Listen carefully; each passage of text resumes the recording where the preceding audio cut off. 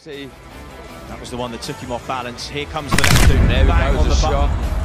And that's the one that cut it, opened immediately. Ipinanganak sa Sama, Kanagawa, Japan. Sa edad lamang na 5 taong gulang, ay maaga itong namulat sa sports na boxing.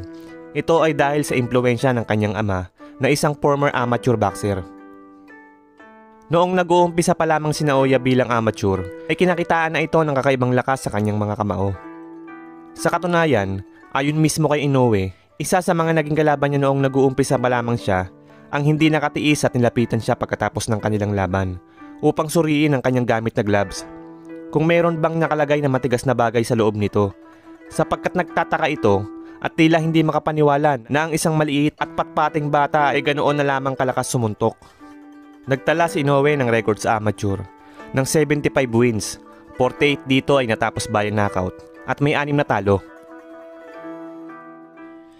Nag-umpisa bilang professional sa edad na 19. Unang sabak pa lang nito sa laban ay isang kababayan nating Pinoy agad ang buena manong naging biktima nito. Ito ay si Crison Umayaw. Sa unang round pa lang ay napaluhod na ang Pinoy matapos tamaan ng isang body shot.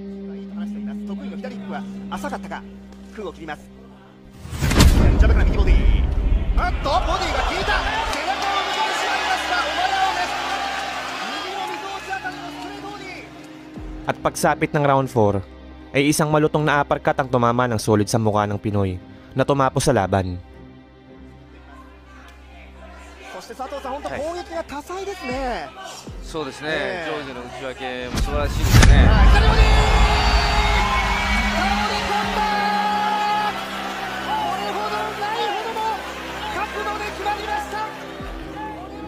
Taong 2013, isa pang Pinoy ang nabiktima ni Inoue. Nang sagupain naman ito si Gerson Mancio para sa bakanting OPBF o Oriental and Pacific Boxing Federation. Natapos ang laban via technical knockout sa round 5.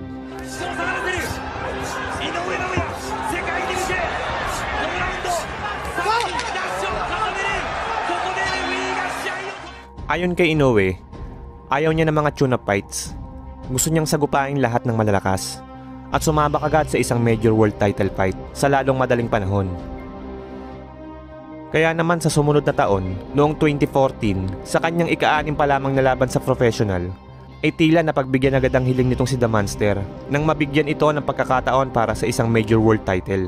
Sinagupa nito ang WBC Light Flyweight Champion na si Adrian Hernandez, isang Meksikano. Sa labang ito ay super underdog si Naoya at inaasahan ng marami na magiging isang mahirap na laban ito para sa Japanese fighter. Ngunit sa mismong laban ay tila kabaliktaran ng nangyari sapagkat na-outbox ng bagitong Hapon ang mas eksperyensadong Meksikano. Sa pinagsama-samang balance, speed, power at timing ay hindi umubra ang pagiging veterano ni Hernandez. Okay. Pero on the spot kita ha, tanongin kita, nakasparing mo ba si Inoue? Pinruwit ako siya, bantam, pero grabe, mo talaga, maramdaman mo talaga yung suntok niya na mabigat at saka yung footwork, pag-bilis niya at saka yung balance niya talaga grabe. Grabe. Pero hindi siya gano'ng kalaki? Sabi na parang perfecto na boxer siya eh. Perfecto na boxer? Maraming nagsasabi. Mga Pilipino dito na yun, nakamit ko sa mga boxer. Sa round 6, ilang sandali bago matapos ang round, ay kumonekta ang isang solidong kanan sa mukha ni Hernandez. Bagsak ang champion.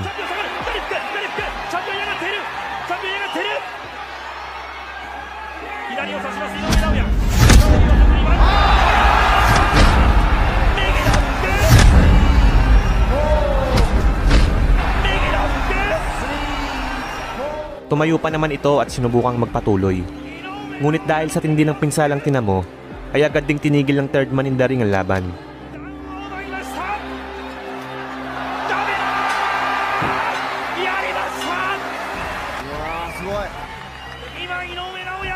Dahil dito ay nakuha ni Inoue ang kanyang kauna-unahang kampyonato. Tinanghal ito bilang bagong WBC Light Flyweight Champion.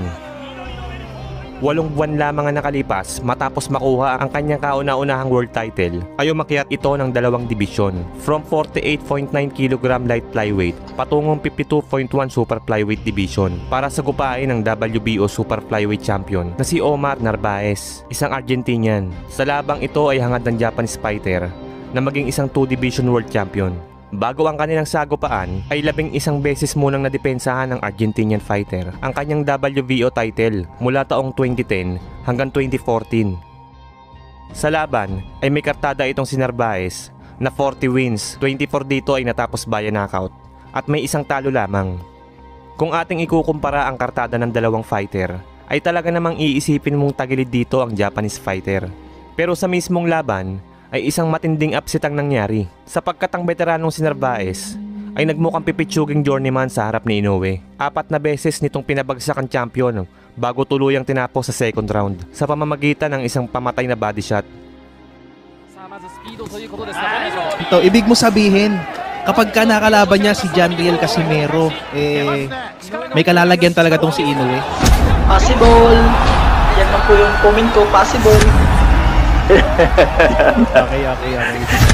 Ito kaya posible talaga ito mag 118 kasi Naoya Inoue napapatugo niya yung ilong. Di natin alam, sir. Kasi para sa akin lang, sir, ano lang, yung message ko lang sa labang Inoue at Casimero, malaking chance natin Pilipino, sir. Malaking chance ni Janriel Casimero dyan, sir. As of now, kasi nung naglaban sila ni Donaire, yun, may na siya. Parang may hindi na siya. Pero huwag lang magkumpiyansa si Kuya Janriel. May lakas talagang hapon. Hindi nawawala yung lakas niya.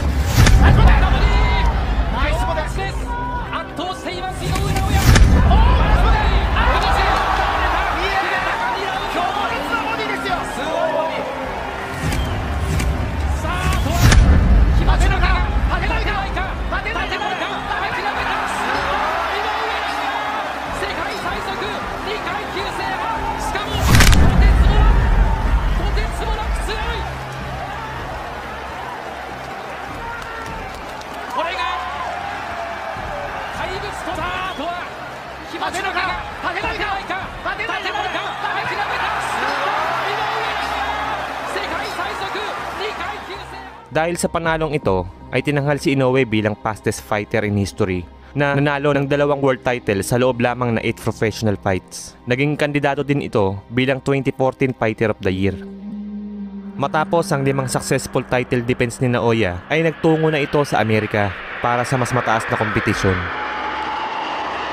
Dito ay nakasagupa niya ang Amerikanong si Antonio Nieves para sa kanyang ika-6 na pagdepensa sa kanyang WBO title. Dito sa kanyang US debut ay nagpasiklab agad itong si The Monster nang pabagsakin niya si Nieves sa 5th round. Pero bago tayo magpatuloy, ang bidyong ito ay hatid sa inyo ng sikat na online betting site ngayon na 1xBet. Matindi to mga brad, sapagkat sa unang deposit mo ay may bonus ka na agad na up to 7,000 pesos. Sa mga gusto pong mag-register, napakasimple lang. I-click mo lang yung link na nakapin po sa comment section. Pag nag-open na, pindutin mo lang yung registration. Tapos i-click mo yung buy phone. Then ilagay mo yung cellphone number mo. At may marireceive kang text na confirmation code. At ilagay mo dito. At syempre, huwag mong kakalimutang ilagay ang promo code na kidlat para may bonus ka. Paalala lang po mga brad, ang 1xBet ay para lang po sa 18 years old pataas. Please gamble responsibly. So ano pang iniintay mo? Register na. Andre, this is what you did against Kovalev. When you saw that, you went right there, and here Inoue ready to go to the body. Yup, there it is. First time down as a pro for AMS. First time in the ring with a fighter like Naoya Inoue. Now why throw any of this? First time down as a pro for AMS. Over and over and over, the sledgehammer left to the body. You can see Nieves is keeping that right hand glued to his side right there. That's why you got to switch it up. If you want that shot, you got to go away.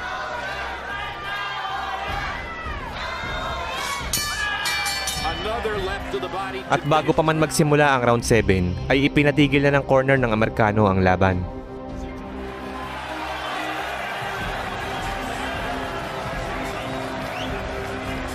Taong 2018, muli itong umakyat ng timbang patungong Bantamweight Division para subuking agawin ang WBA World Bantamweight title sa tiga UK na si Jamie McDonnell. Bago ang sagupaan ay punong-puno ng kumpiyansa ang 6-time world champion na si McDonnell, na ito ay magiging isang madaling laban lang para sa kanya sapagkat sa loob ng 10 taon mula 2008 hanggang 2018 ay hindi ito nakatikim ng pagkatalo. I'm going to smash him. I know I am. You know, I'm not a banger, and I think, you know, I think I beat him easy. As long as I do what I need to do, I think I beat. 5 buwan ang nakalipas ay sumali ito sa WBSS o World Boxing Super Series at nakasagupa nito si Juan Carlos Payano, na kilala din sa moniker na Baby Pacquiao. Gaya ng mga naunang kalaban ay wala din kahirap-hirap itong tinalo si Payano matapos itong tamaan ng isang 1-2 combination.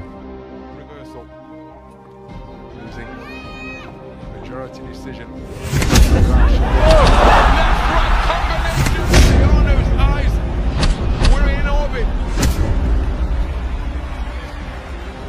Spinning like the reels on a fruit machine when that right hand landed. There's the jab, there's the right hand, and everything was combination when the fight was still in its nascent. Was all she wrote.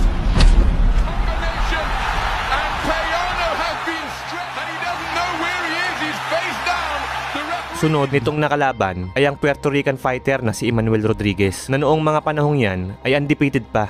Sa laban ay hindi nakaligtas ang tiga Puerto Rico sa bangis ng halimaw. Sa ikalawang round ay bumagsak ito matapos kumonekta ang kaliwang suntok ng Japanese fighter. There's a right hand got into from Inoue. This is a fearsome flurry, and he's got him with a left for the first time in his career. Down goes Manny Rodriguez in the second. He'll take the 8 count in the corner right above us. He'll dust out. He's ready to go again. Is Rodriguez. Here comes Inoue. Oh, he's got it to the body. Oh, what a shot. Unbelievable power for 118 pounds.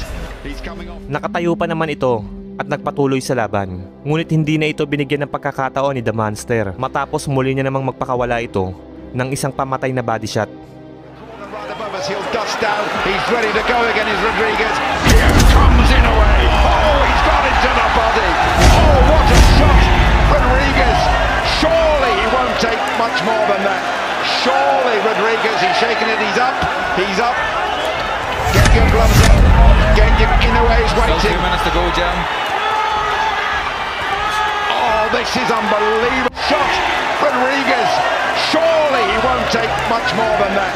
Surely Rodriguez, he's shaking the gloves up. Get your Inoue's waiting. Still 2 minutes to go, Jam. Oh, this is unbelievable from Inoue.